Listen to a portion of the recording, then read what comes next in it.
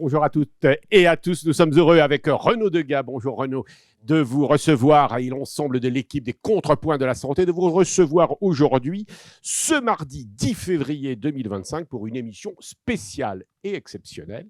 Nous recevons en effet la ministre de la Santé, des Familles, je lis ma fiche, de la Santé, des Familles, de l'Autonomie et des Personnes handicapée, Stéphanie Rist. Merci d'être avec nous. J'aurais tendance à dire, vous êtes une habituée des Contrepoints de la Santé. Nous vous avons reçu, mais pas comme ministre. Donc aujourd'hui, évidemment, de ce fait, notre émission est un peu spéciale et exceptionnelle.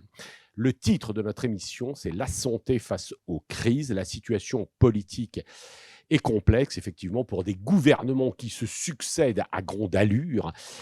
Pour autant, avec les votes des projets de loi récents des finances, PLFSS, le projet de loi de finances de la sécurité sociale, qui est devenu loi des finances de la sécurité sociale, et le PLF, le projet de loi des finances, que vous avez obtenu avec Amélie de Montchalin, petite digression, Amélie de Montchalin, qui devrait donc, Amélie de Montchalin, devenir la nouvelle présidente de la Cour des comptes. Le gouvernement de Sébastien Lecornu semblerait effectivement avoir plus de chances de durer que ceux de ses récents prédécesseurs. Et puis vous avez été réélu, Stéphanie Rist, députée du Loiret, pour une élection partielle contre une candidate du Rassemblement national. Je rappelle que vous êtes médecin, rhumatologue à Orléans.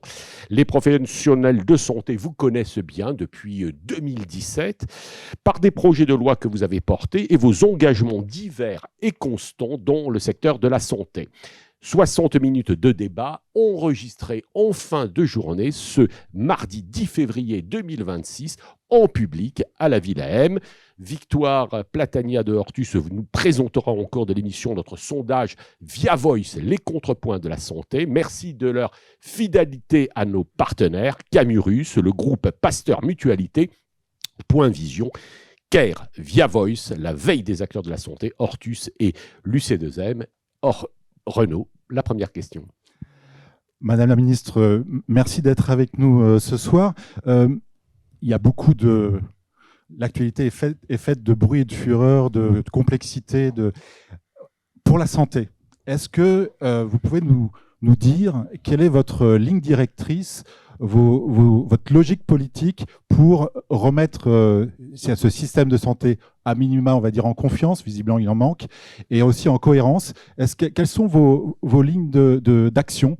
Vous êtes arrivé au ministère maintenant depuis mi-octobre, ça va faire 4 mois. Vous avez déjà traverser un certain nombre d'épreuves, y compris des manifestations. Voilà. Qu'est-ce qui vous guide aujourd'hui à la tête de ce ministère qui est très, très large? Pascal l'a précisé. Voilà, votre ligne d'action. Merci beaucoup et merci pour l'invitation. C'est toujours un plaisir de venir vous voir. Quand je suis arrivée le 12 octobre, la situation était très compliquée politiquement. On ne savait pas du tout combien de jours on allait rester en place. On ne le sait toujours pas, la situation politique reste très fragile, et même si effectivement il y a eu des haies de passé, ça doit pas nous engager à se dire que c'est tout gagné et qu'on va rester 1 an. Or, le pays a besoin de stabilité. Quand je suis arrivée, très rapidement, il a fallu construire une équipe au cabinet, puisque dans les 48 heures, il fallait que je puisse présenter le projet de loi de financement de la sécurité sociale en Conseil des ministres. Mes antécédents de rapporteurs du budget de la Sécu ont aidé à faire ça assez rapidement, à pouvoir faire cette présentation. Mais je dis ça parce que ça répond à votre question. Je suis la 8e ministre de la Santé en 2 ans. Donc ça entraîne beaucoup d'humilité si j'en avais pas. Et la première chose que j'ai dit au cabinet, venez bosser avec moi, mais je ne sais pas combien de temps, et surtout que chaque jour doit être utile. Et chaque jour doit être utile, et je continue à le dire, et maintenant eux-mêmes le disent. Aujourd'hui, on débloque un truc, on débloque une autre chose. Et c'est vraiment ma ligne, et qui reste malgré les haies qui sont passées. évidemment, au maximum, ça fera 1 an de présence encore à faire. Mais en 1 an, on peut faire beaucoup. On peut débloquer, on peut emmener dans le débat public des sujets, mais on aura peut-être l'occasion d'en reparler. Oui, on va les parcourir, mais vous avez aussi, ça fait longtemps que vous suivez ces sujets de santé, par profession, mais aussi par engagement politique. Vous avez bien sûr suivi le Covid, le Ségur de la santé, la loi, vos propositions de loi, les réformes des études médicales, la loi infirmière, les IPA. Vous parlez de débloquer. J'imagine que derrière cette mission de traiter dossier après dossier pour pas que ça bloque la machine, quelle est la vision? Moi, j'avais compris lors de vos lois que vous avez une vision d'évolution, entre autres, sujet des métiers, assouplir un petit peu la façon dont le système de santé et l'offre de soins se mettaient en place. Derrière, quel objectif vous avez si vous restez, comme vous l'espérez, 1 an et au-delà de l'urgence à débloquer les dossiers, quel système de santé, quelle offre de santé idéal avez-vous en tête? Alors, j'ai un système de santé idéal. Je n'ai pas la prétention de croire qu'en 1 an, on pourra le transformer pour qu'il arrive dans 1 an de la façon dont j'aimerais qu'il soit. Mais en tout cas, je sais pouvoir poser des bases pour le faire évoluer. Débloquer, c'est aussi du pragmatisme. Et c'est, je crois, ce qui me va bien, c'est de dire... il y a un problème, essayons de le régler. Plutôt ensemble, c'est mieux. Et d'essayer d'avoir cette liberté de pouvoir faire évoluer des métiers, faire évoluer des organisations, s'adapter au monde qui nous entoure. Et c'est cette liberté-là qui me plaît beaucoup. Et ça, c'est en même temps, quand on sort les décrets, c'est ce qu'on fait. En fait, on fait des choses très pragmatiques que les gens ont voté, les parlementaires ont voté des lois. Il faut faire respecter la loi. Il y a une méthode RIST, en fait, c'est ça? C'est de la méthode aujourd'hui? Je veux pas vous vraiment. Passez par la méthode je veux pas avoir du tout cette prétention. Encore une fois, la situation elle est ultra fragile. Nos concitoyens ont des difficultés d'accès aux soins. À chaque fois, c'est des angoisses que je connais bien. C'est pour ça que je me suis engagée en politique. C'est des angoisses de ne pas avoir un médecin, de ne pas avoir le spécialiste, d'avoir l'inquiétude de ne pas pouvoir faire soigner ses enfants. C'est cette angoisse-là qu'il faut qu'on essaye d'améliorer. Et ça, évidemment, tout le monde le sait ici. C'est pas une baguette magique, c'est pas une personne qui va y arriver, mais par contre, c'est...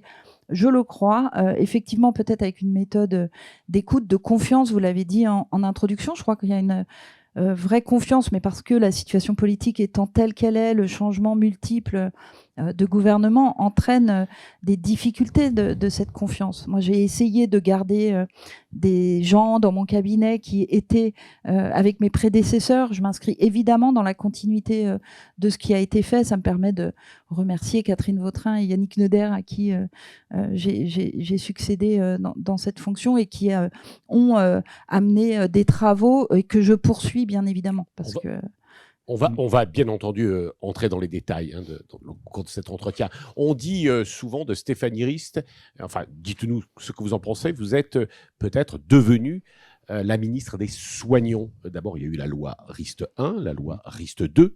Est-ce que ça, vous le revendiquez, vous acceptez que l'on puisse dire que vous êtes la ministre des Soignants? Oui, tant mieux si j'arrive à recréer cette confiance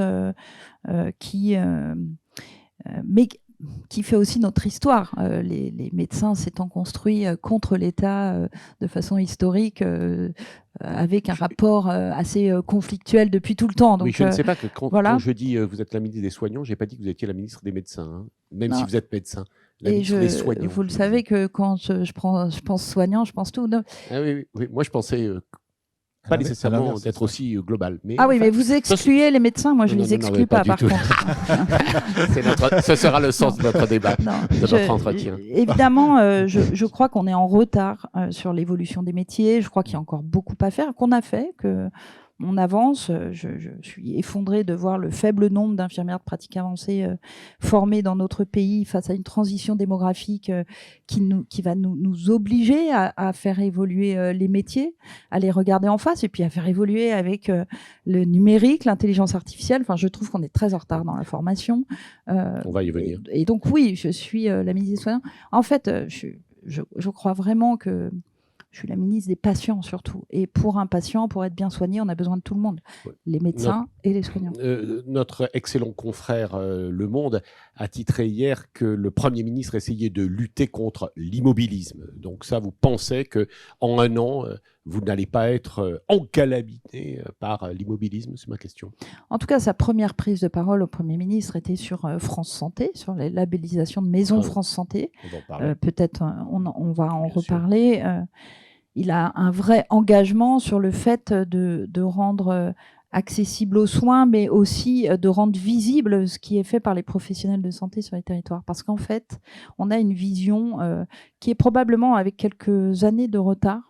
Il y a des difficultés évidemment d'accès aux soins, mais il y a aussi beaucoup d'organisations, beaucoup de choses qui sont mises en place et parfois que nos concitoyens ne savent pas.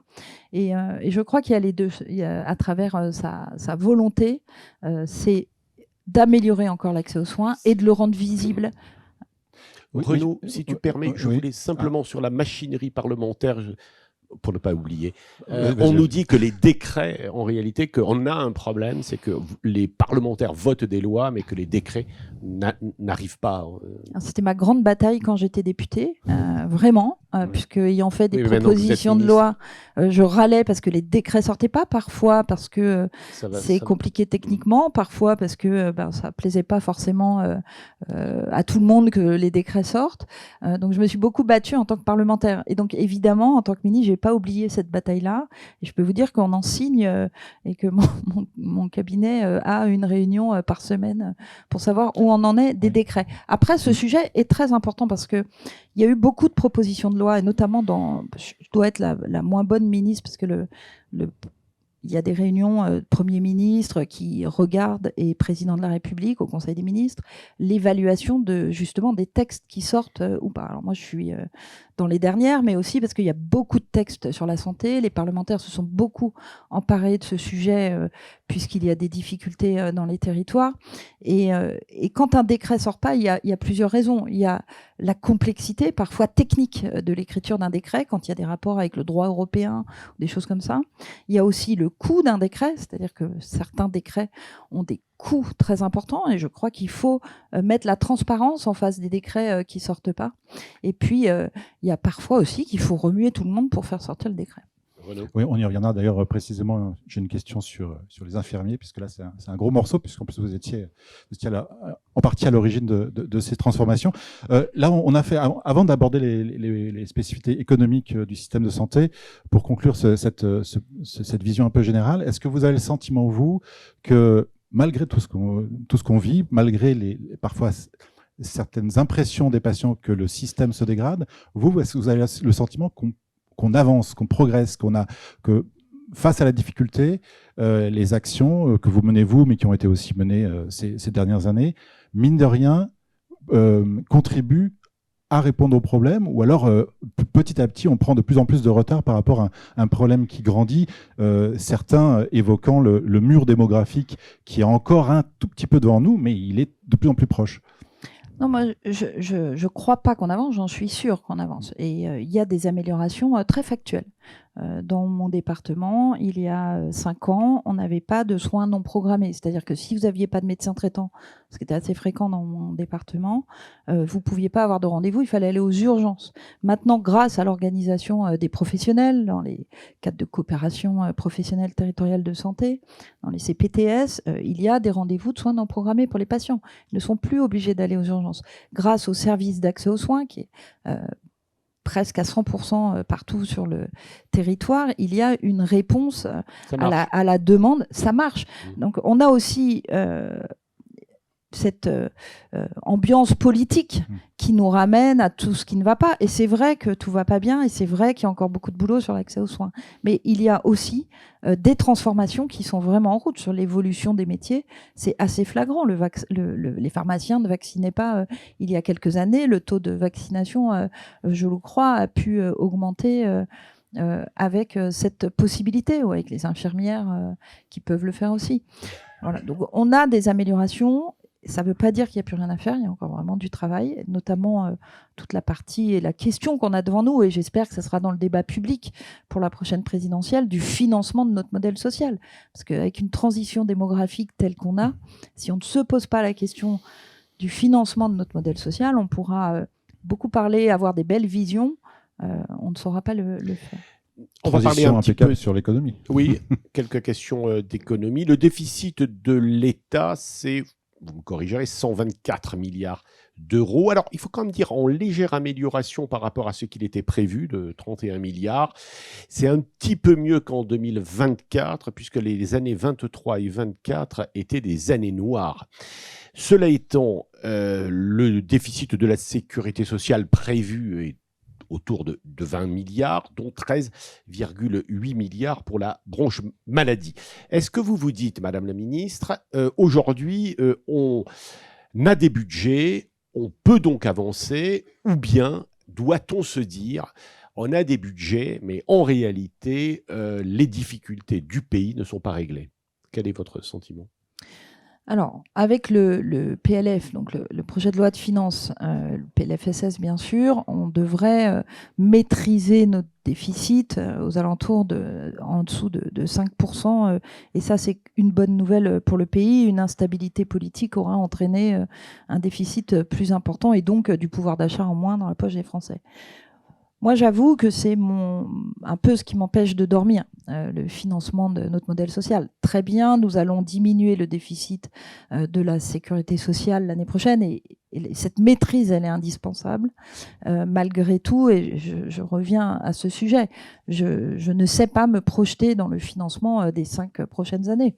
Le prochain budget de la sécurité sociale, dans lequel il faudra faire des maîtrises encore plus importante, évidemment, puisque nous ne pouvons pas avoir un déficit de la sécurité sociale qui s'aggrave au risque de perdre l'essence même de cette sécurité sociale. Or, nous avons des besoins qui augmentent.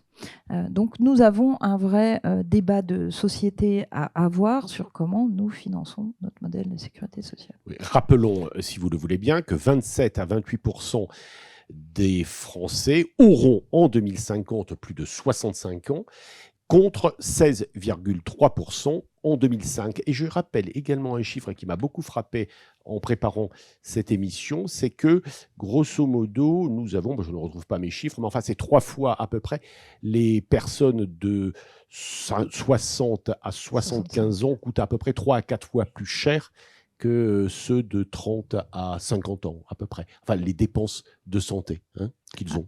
Alors, on a plus de maladies chroniques, oui. Notamment les cancers, mais plus de maladies chroniques. Donc, le coût est plus important déjà en termes de maladies, puis en termes d'hébergement, si on considère que l'hébergement doit rester dans des lits d'établissement. 4 244 € entre 60 et 74 ans, ce sont les dépenses annuelles moyennes, et 1810 entre 17 et 59 ans. C'est un chiffre impressionnant, oui. Normal, mais je voulais revenir sur le fait que ça vous empêchait de dormir et que ça doit faire vous espérer. Et d'ailleurs, on a reçu le député Monsieur Carlier il y a un mois à peu près. Grelier, pardon. Jean-Carl Grelier, qui a sorti un livre et avec une date un peu symbolique en 2027, comme quoi là il y avait un mur financier. Est-ce qu'on doit attendre le débat présidentiel pour vraiment réfléchir à la question? Parce qu'on se dit, chaque année, je me souviens des précédents débats présidentiels, tout le monde espérait ce débat, qui passe à la trappe régulièrement, puisqu'en fait, c'est d'autres sujets plutôt plus clivants qui sont sur la table. On devine aussi que le sujet est tellement complexe que pour le réduire, ou en tout cas pour le traiter lors d'un débat présidentiel, c'est compliqué. Et on a l'impression que, voilà, à chaque fois, on dit, bon, ça sera le prochain débat, et il vient jamais. Est-ce qu'il n'y a pas un autre moyen d'avancer sur le sujet? Parce que plus ça va, plus ce mur financier approche. Pour rejoindre vos cauchemars de la nuit, je pense qu'effectivement, ça se rapproche. Donc, comment on peut faire? Je crois que c'est un vrai choix de société quand même. Donc, c'est un vrai débat qui est à la hauteur d'un débat présidentiel, puisque la sécurité sociale qui repose sur les actifs, avec cette transition démographique n'ayant pas assez d'actifs, il faut savoir sur quoi reposera demain les financements de la sécurité sociale. Mais vous avez raison, et j'essaye à ma place de alimenter ce débat. Notamment, c'était une des motivations. Très rapidement, j'ai proposé une mission qui a 4 personnalités qualifiées qui vont travailler sur l'articulation assurance maladie obligatoire, assurance complémentaire. C'est un des moyens d'alimenter ce débat. Mais je crois quand même qu'on est à un vrai moment charnière pour notre société et que c'est un débat de société. Évidemment, il y a l'âge de départ à la retraite ou ce que nous allons faire des retraites. Et c'est le même débat sur l'assurance maladie. C'est quelle cotisation pour payer l'assurance maladie? Est-ce que c'est que des cotisations? Est-ce qu'on crée un impôt? Est-ce qu'il faut dépenser plus de PIB pour nos dépenses de santé face à cette transition démographique? Est-ce qu'il faut revoir le périmètre de l'assurance maladie? Est-ce qu'on sera obligé de faire des choix? Moi, j'ai mon avis sur le sujet, qu'on travaille d'ailleurs avec le groupe politique auquel je fais partie, Renaissance, mais je ne veux pas ici préempter ce débat. Mais en tout cas, les éléments que je pourrais mettre dans le débat, dans l'atmosphère, pour pouvoir aider à ce que ce débat devienne effectivement un débat public, parce que vous avez raison, à chaque élection présidentielle, on ne va pas au fond de ce débat, mais la sécurité sociale, elle a besoin qu'on la défende, et à mon avis, d'un débat maintenant. Vous verrez ce que nous dira le sondage des contrepoints de la santé via Voice. Est-ce que vous avez eu votre grève des médecins libéraux qui vous a visiblement amené à abandonner les mesures qui les fâchaient le plus? Est-ce que vous avez renoncé, on reste un peu dans les questions financières, à encadrer le secteur 2? Rappelons quand même que le secteur 2 des médecins pèse pour 4,5 milliards d'euros et progresse de plus de 5% par an depuis 2019. Non, alors c'est vrai qu'il y a eu la grève en plein pendant que j'étais en élection partielle des médecins. Joli cadeau. Au fond, il y avait beaucoup de revendications, il y avait beaucoup de sujets. Il y avait des sujets sur la partie de la confiance dont on a parlé tout à l'heure, par exemple sur l'outil qui est la mise sous objectif. Si je prends notamment les médecins généralistes, pour qui cet outil recèle des choses un peu cachées, qui cible mal les médecins. Donc j'ai pu leur proposer qu'on puisse ouvrir le capot de cet outil et que les médecins puissent avoir confiance dans un outil de contrôle. Ce qui paraît une bonne chose. Quand on est pilote d'avion, on a confiance dans son contrôle et du coup, on l'accepte et même on le réclame parce qu'on est plus en sécurité soi-même. L'idée du travail que je propose d'engager avec les médecins, en parallèle évidemment des négociations avec la Caisse d'assurance maladie qui vont reprendre, et de recréer cette confiance comme ça. Trouvons les outils qui sont nécessaires. Donc il y avait ce sujet. Sur les sujets financiers, il y a le sujet du secteur 2. Moi, je suis profondément convaincue que sans réforme, avec le système tel qu'il est, nous avons besoin de tous les secteurs, de tous les médecins. Et donc, une fois posé ça, il y a la question de la rémunération des médecins, qui ne doit pas être un tabou. Certains ont exprimé la non-revalorisation des actes, de certains actes, notamment chirurgicaux, qui datent depuis des années. Donc, la nomenclature est en train d'être vue, ça prend énormément de temps, c'est technique. Donc, tout est mélangé, en fait. Donc, je crois qu'il y a un sujet rémunération qu'il ne faut pas mélanger avec les secteurs. Puis, il y a un sujet dépassement d'honoraires qui, là aussi, doit être regardé en face, puisque quand vous avez des patients qui vous disent qu'ils ne se font plus opérer de la cataracte dans un territoire parce que c'est trop cher et qu'ils n'ont pas localement d'autres solutions de prise en charge, et que l'accès aux soins pour des raisons sociales ne peut plus se faire, elle doit être regardée aussi en face. C'est tout ça que nous allons travailler ensemble, mais les médecins, ils ont la même envie que nous, je le crois, c'est-à-dire de permettre l'accès aux soins de leurs patients et d'avoir une rémunération le plus juste possible. Les études montrent quand même que le secteur 2 se développe surtout dans les villes favorisées, disons, pour simplifier.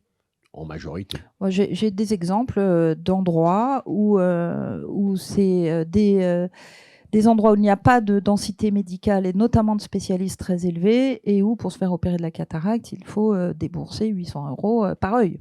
Donc je pense qu'il y a des difficultés aussi. Je ne dis pas que c'est une généralité, je dis juste qu'il faut regarder le sujet mais qu'il faut le faire ensemble et de voir comment on doit avancer. Vous pensez que vous avez réussi à renouer le dialogue avec les médecins ?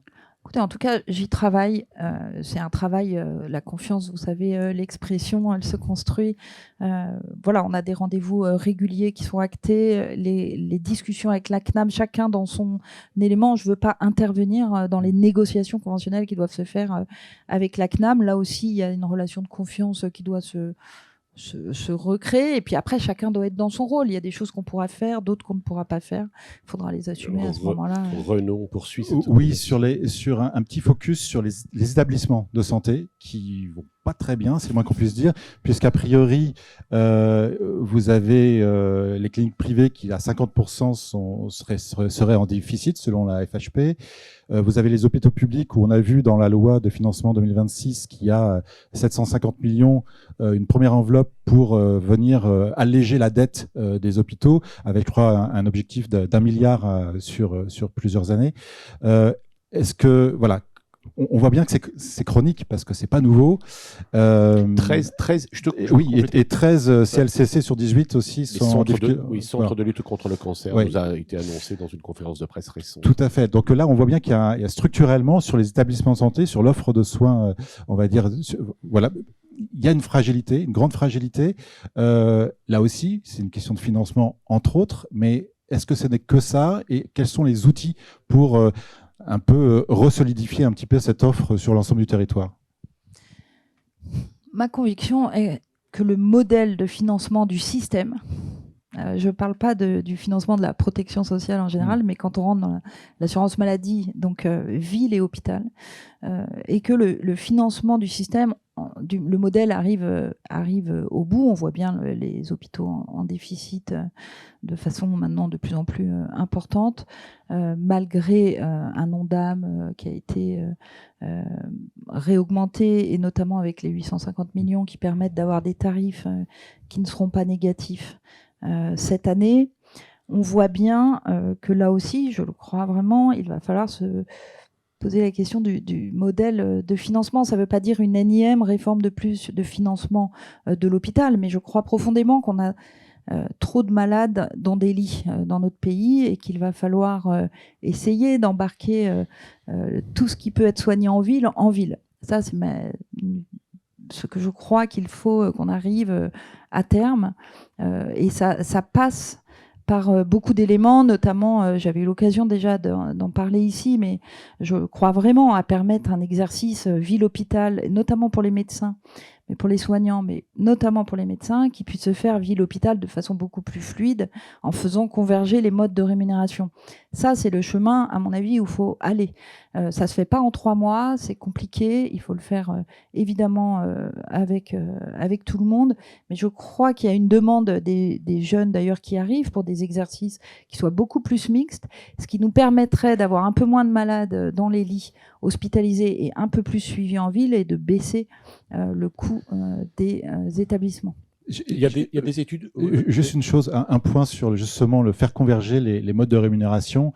Je vais être caricatural, mais il y a un certain nombre d'acteurs de ville qui ont peur que l'on duplique sur la ville les mauvais exemples de l'hôpital. Vous voyez ce que je veux dire? C'est-à-dire qu'on se retrouve à avoir une sorte de salariat et en brisant un petit peu ce qui fait l'intérêt de l'exercice libéral. On l'entend dans plusieurs professions et on voit aussi un certain mouvement sur le virage domiciliaire. On a plus l'impression que c'est certains établissements qui cherchent à récupérer de l'activité en ville plutôt qu'une vraie co-conception, j'allais dire, du soin en ville avec les libéraux qui sont là et qui ont un modèle qu'ils sentent eux aussi très fragile. Je suis désolé, on aligne les difficultés, mais en tout cas, le modèle libéral, il y a beaucoup de réflexions, beaucoup de craintes sur sa dégradation. Et voilà, donc quand vous dites faire converger les modes de rémunération, est-ce que c'est aussi faire converger les statuts? Parce qu'on a l'impression que c'est très lié, en fait, en tout cas en France. Alors, Je le disais en introduction, moi je pense qu'il faut qu'on laisse une part de liberté importante. Qu'il puisse y avoir plusieurs modes d'exercice.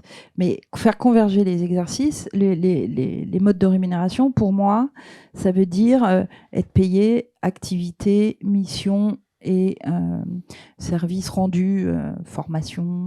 Voilà. Et quand vous faites ça, après, rien ne vous empêche de proposer un exercice salarié pour ceux qui le souhaitent.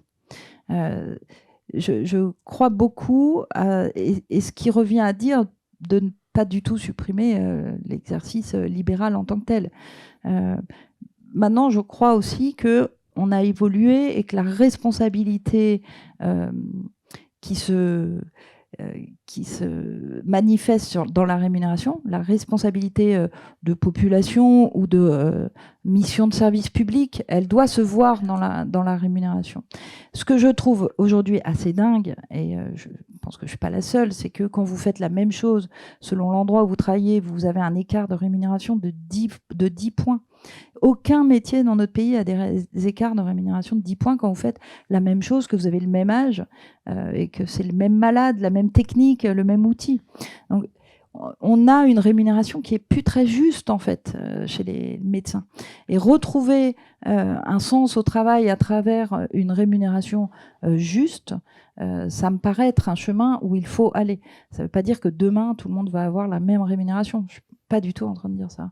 Mais je crois qu'il faut faire évoluer ce qui permettrait à des médecins hospitaliers d'aller plus exercer en ville et inversement, et ce qui me paraît indispensable dans les années qui viennent. Et puis, il y a quelques chantiers qui ont été ouverts, mais enfin qui ne sont jamais menés au bout, encore qu'il y a des efforts comme la capitation, par exemple, etc. Ce sont des sujets qui vous intéressent ou c'est trop compliqué pour être abordé finalement dans le peu de temps qui vous est octroyé? C'est sûr qu'en un an, je ne peux pas faire la transformation des modes de rémunération. Voilà. Mais entamer des travaux avec les médecins sur leur rémunération pour essayer d'arriver à plus de mixité, à faire réellement ce virage ambulatoire qui n'est pas fait. Je crois qu'il y a un chemin pour y aller. Oui, parce qu'il y a quand même malgré tout une concurrence entre les secteurs, malgré ce qui nous est dit. On va passer sur un autre sujet, celui de la formation, et notamment parce que vous êtes une élue du centre Val-de-Loire, qui est une région où la démographie est assez faible. Alors, vous avez aujourd'hui à peu près, grosso modo, encore que les chiffres ne sont pas toujours très clairs, 11 000 médecins qui sont formés, enfin qui sont formés, qui entrent dans les études médicales. Est-ce un bon nombre qui entrent dans les études médicales? Est-ce un bon nombre selon vous, ou faudrait-il pousser? Alors, votre prédécesseur était très activiste en la matière, et vous? Ah oui, moi je pense qu'on est dans un monde où la démographie mondiale est dans les chaussettes et que je pense qu'on doit former plus de médecins. J'en discute à chaque fois, là, je rencontre mes homologues européens, on a tous la même difficulté. Est-ce qu'on va laisser les autres pays former pour nous des médecins? Je trouve dommage.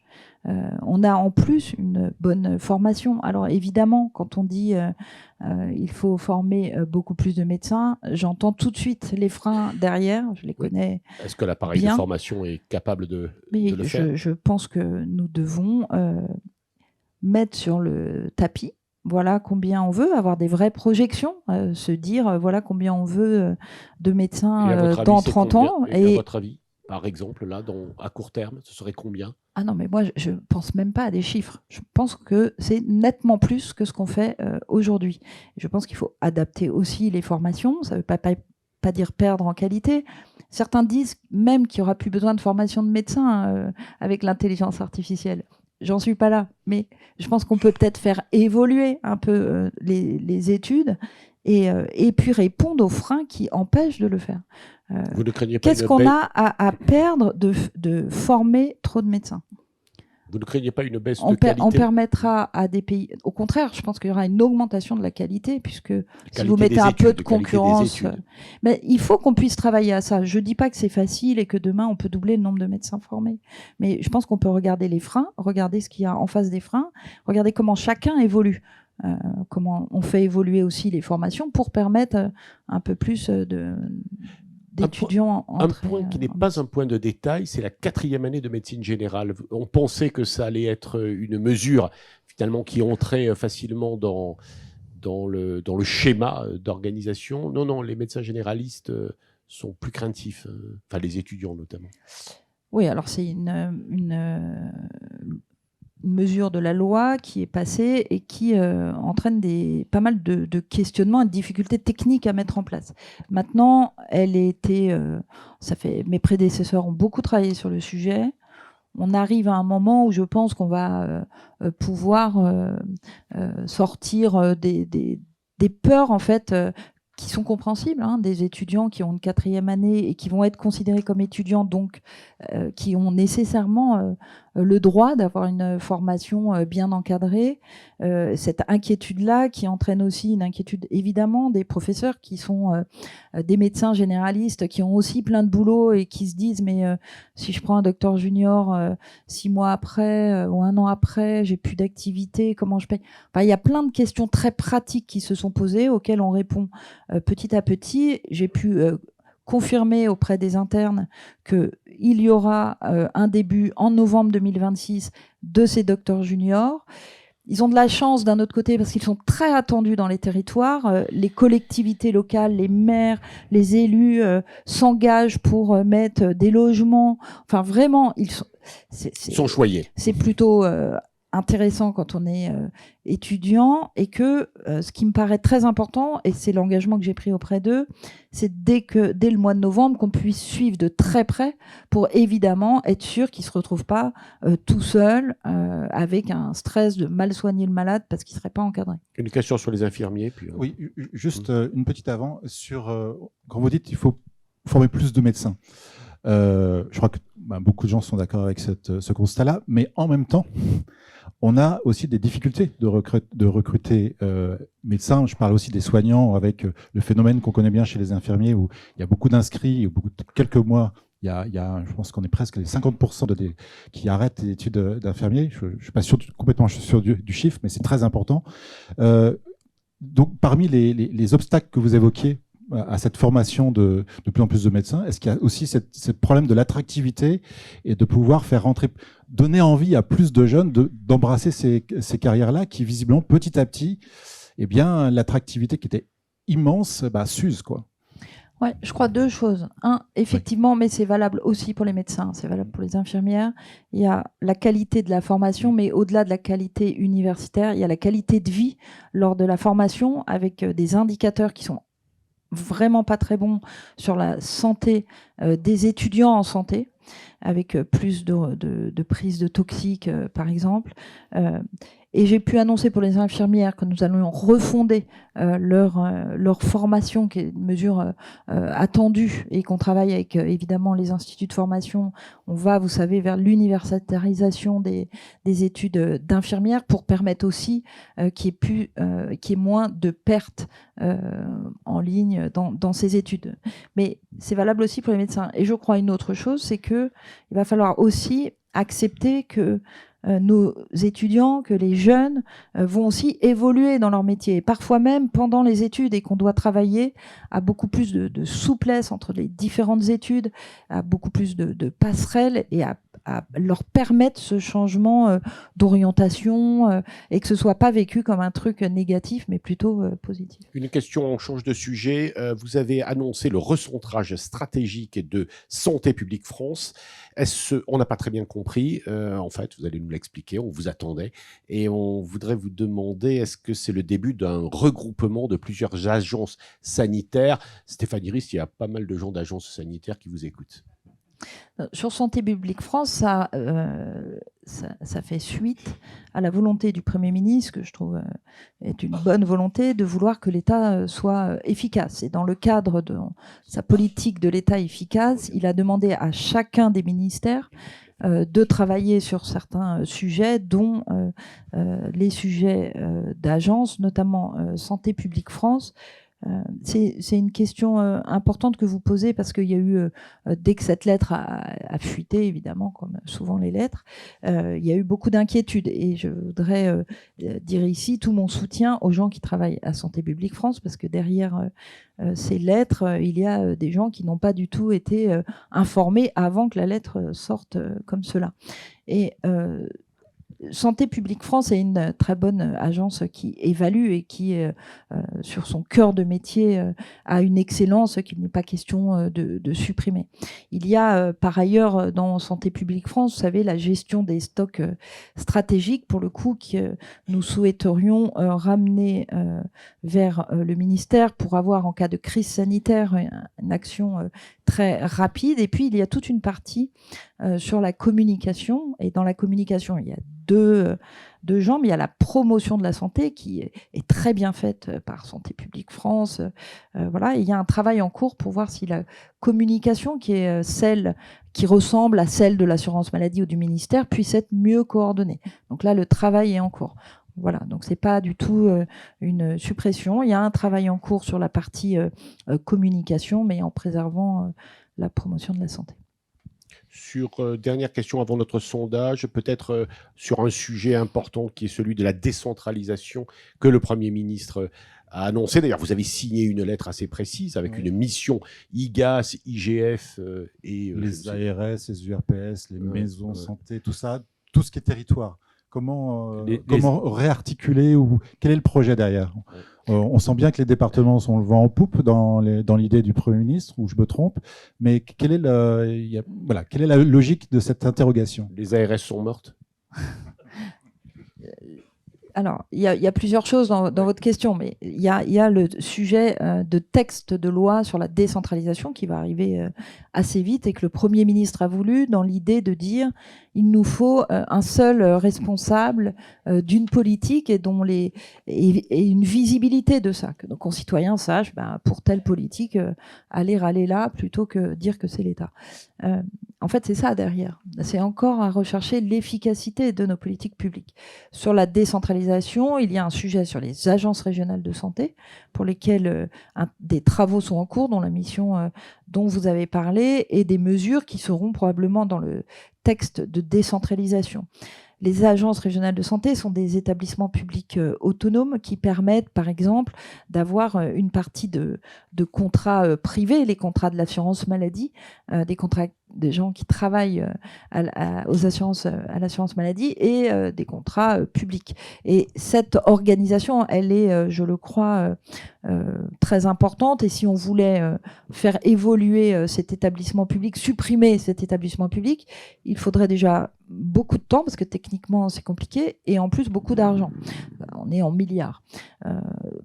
Voilà, ça c'est la première chose. Et puis la deuxième chose, et c'est ce que j'ai pu dire, et vous imaginez au directeur d'ARS quand ils ont entendu qu'il y avait des mesures pour faire évoluer les ARS, parce qu'en fait c'est bien ça qui est demandé, c'est comment faire évoluer des agences régionales de santé pour que quand le mot n'est pas dit à l'Assemblée, tout le monde veuille les supprimer, parce qu'en fait c'est ça qui se passe.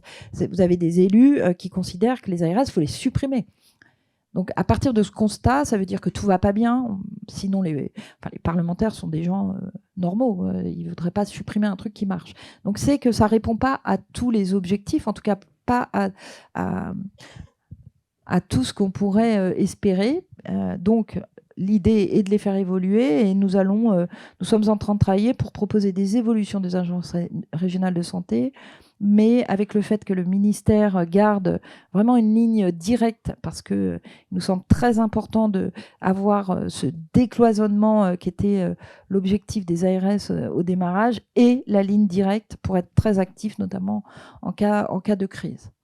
Sachant que les départements et les régions sont parfois dans une très grande fragilité, notamment dans le domaine médico-social.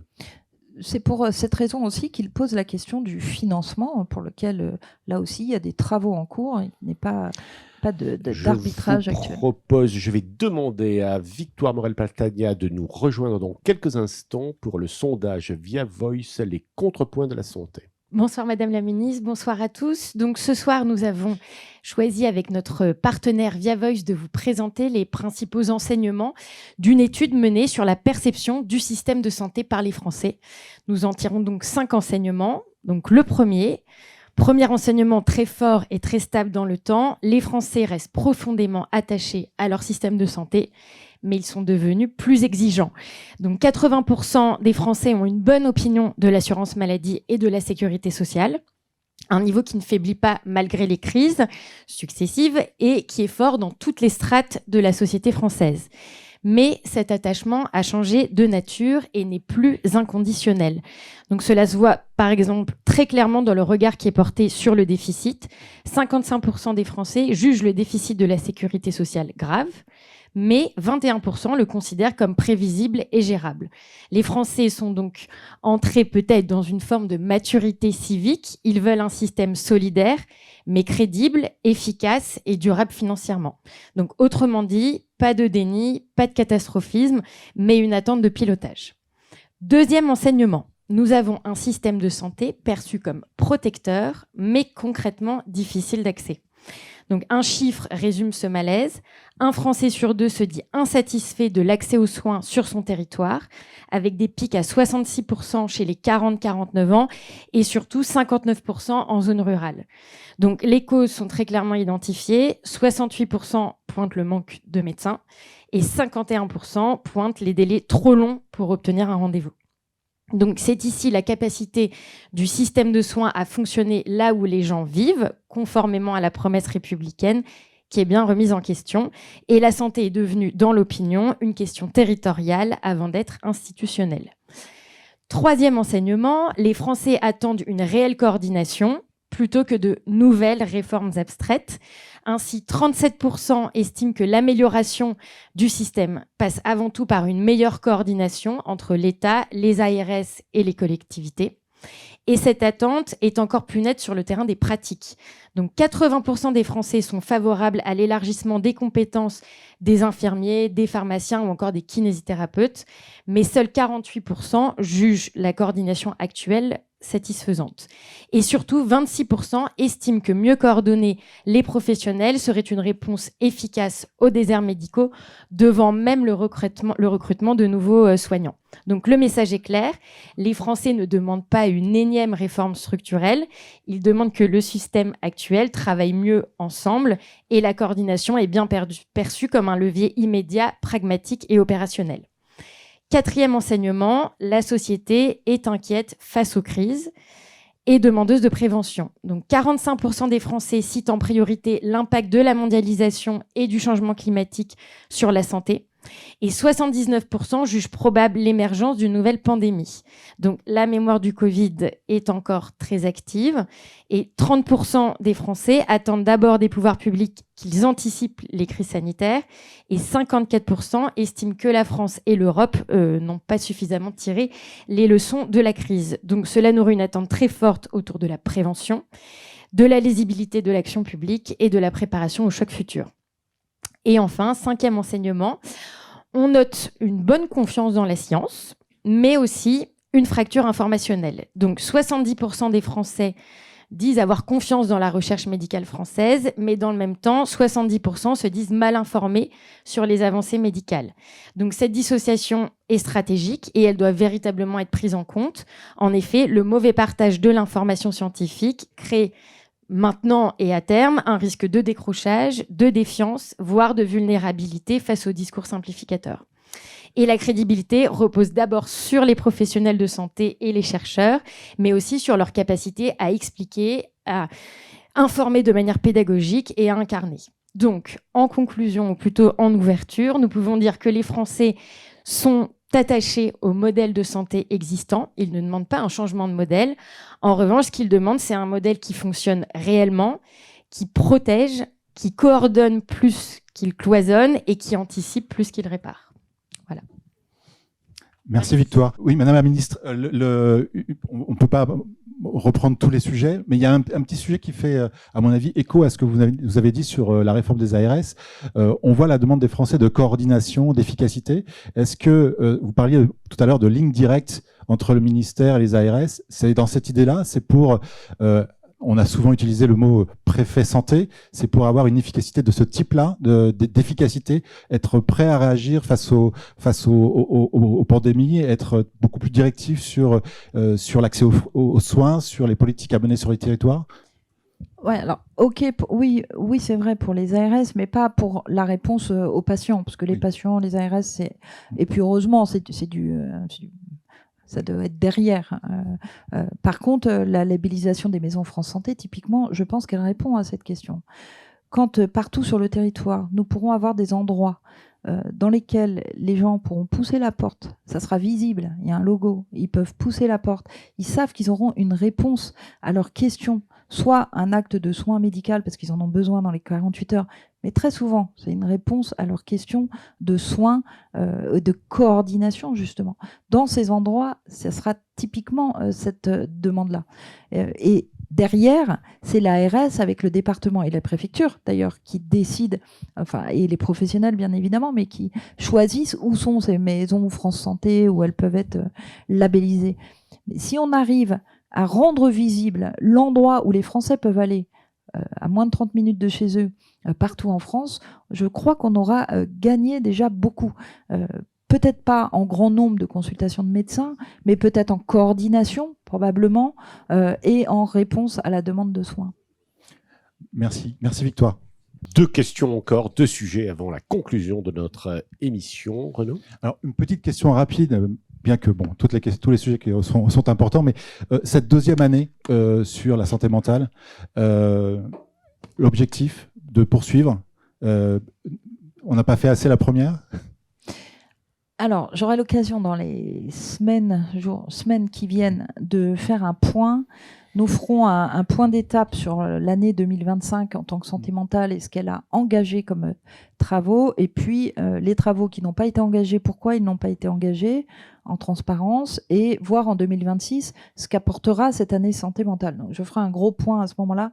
On est en train de faire les travaux pour pouvoir faire ça correctement. Je dois dire que quand je suis arrivée, j'ai regardé justement en disant on fait rien sur la santé mentale, tout le monde se plaint. En fait, énormément de choses sont faites ou sont lancées, sont en train d'être mises en place. Donc je crois que ce point est indispensable pour déjà, depuis plusieurs années d'ailleurs, la santé mentale, Agnès Buzyn avait lancé dans Ma Santé 2022 des sujets, notamment l'augmentation du nombre de chefs de clinique en pédopsychiatrie. Et l'année 2025 a accéléré ça. J'aurai l'occasion de présenter en détail, de regarder aussi pourquoi des mesures qui devaient être lancées n'ont pas été lancées, de voir s'il faut les renforcer pour 2026. Nous vous invitons à regarder la dernière émission des contrepoints de la santé sur la santé mentale. Vous verrez un deuxième sujet, le DMP. Oui, un sujet. Et les données de santé, parce qu'en fait, aujourd'hui, on sait aujourd'hui que c'est extrêmement structurant sur l'avenir du système de santé, que c'est, on va dire, une sous-couche technique, mais pas que, d'usage, etc. Vous avez fait des annonces à Lyon. L'articulation DMP, données de santé, souveraineté, quel est l'enjeu autour de ces questions ? Alors, sur le DMP, à mon avis, il y a plusieurs enjeux. Il y a l'enjeu déjà que les médecins, les professionnels trouvent cet outil assez fluide pour pouvoir le consulter et l'implémenter. Ça, c'est le premier enjeu, un enjeu très technique et sur lequel nous travaillons. Nous allons travailler avec eux d'ailleurs pour améliorer le truc. Le deuxième enjeu sur le DMP, vous l'avez dit, c'est comment on sécurise ces données. Et ça fait référence évidemment au Health Data Hub dont j'ai pu annoncer vendredi que jusque-là, l'hébergement qui était avec Microsoft allait migrer. Et depuis lundi, nous travaillons à ce qu'il puisse être migré vers un outil souverain et sécurisé.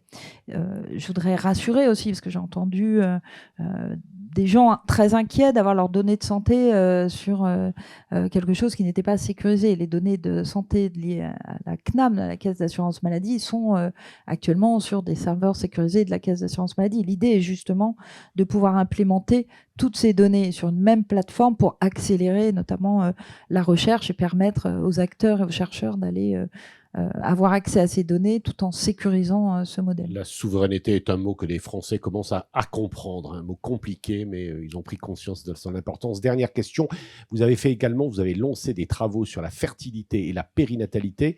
Alors, je voulais vous demander une question un peu technique, mais que les Français comprendront assez facilement, et les professionnels surtout. Est-ce que vous avancerez sur l'élargissement du diagnostic préimplantatoire, notamment des analyses chromosomiques? Enfin, je vous pose cette question un peu compliquée parce qu'on sait qu'en réalité, ce que les femmes doivent faire, c'est souvent aller dans d'autres pays, en particulier en Espagne. Et ça paraît très étonnant.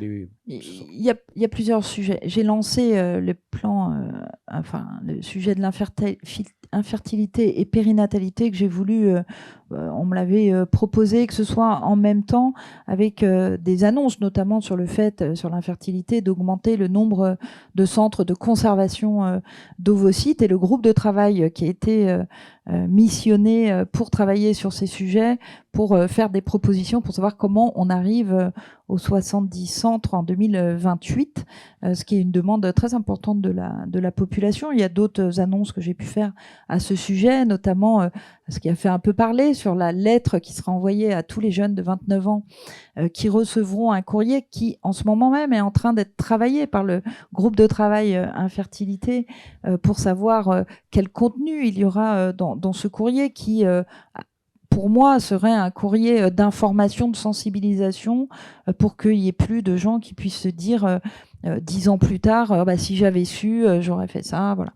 Donc, ce travail-là est en cours. Pour répondre à votre question, elle relève beaucoup de questions d'éthique et de questions liées aux lois de bioéthique qui vont revenir en 2028. Nous avons bien dans l'idée de reposer cette question pour la prochaine émission à Jean-François Delfrécy, le président du CCNE. Oui, sur le sujet, en 2 secondes, il y a un truc, il y a quelque chose que je comprends pas, c'est qu'il y a 50% des centres PMA qui sont à peu près, l'activité c'est le privé, le public qui est débordé, et on a l'impression qu'il y a une difficulté à accepter que les centres privés puissent aussi être des centres de conservation, par exemple des gamètes, etc. Et que du coup, c'est une des raisons qui provoque les départs en Espagne ou autre, voire par la poste, en chronopost, des circulations de... Voilà. Je comprends pas tellement. Voilà, quel est le blocage aujourd'hui en France? C'est une des questions que j'ai posées au groupe de travail. Comment on arrive à faire ces 70-80 centres de conservation d'ici 2028, et en posant très clairement la question, est-ce qu'il faut ouvrir au privé ces centres de conservation? Eh bien, merci. Conclusion. Oui, Madame la Ministre, merci beaucoup d'être venue nous parler de tous ces sujets ce soir. Concernant la chaîne Les Contrepoints de la Santé, s'il vous plaît, abonnez-vous, likez, partagez cette émission. Voilà, c'est qu'on fasse le buzz. Merci à nos partenaires Camurus, le groupe Pasteur Mutualité, Point Vision, Care, Via Voice, La Veille Acteur de Santé, Hortus et Lucie2M. Merci à Françoise Millet à l'organisation, à Nathalie Rattel à la diffusion, Emmanuel T, Nathan Collin et Corentin Joannet aux images et au son. À très vite. Nous vous retrouvons ce jeudi 12 février pour une nouvelle émission originale. Alors là, il s'agit de l'enregistrement. Elle sera diffusée le lundi prochain. L'émission, c'est Quelle médecine pour quel médecin? Nous serons avec le professeur Francis Michaud et Jean-François Delfrécy. Peut-être un dernier mot, Pascal? Moi, j'ai volé la petite phrase parce que c'était assez facile. J'ai regardé l'actualité et cette phrase m'a beaucoup plu. Nous ne pouvons plus continuer à marcher en somnambule vers le mur de la dette. C'est François Villeroy de Galhau qui vient de quitter la Banque de France, qui vient d'annoncer, le gouverneur de la Banque de France, qui vient d'annoncer son départ. Stéphanie Ries, nous avons été, Renaud et moi, particulièrement heureux de vous retrouver. On vous applaudit. Merci et à bientôt.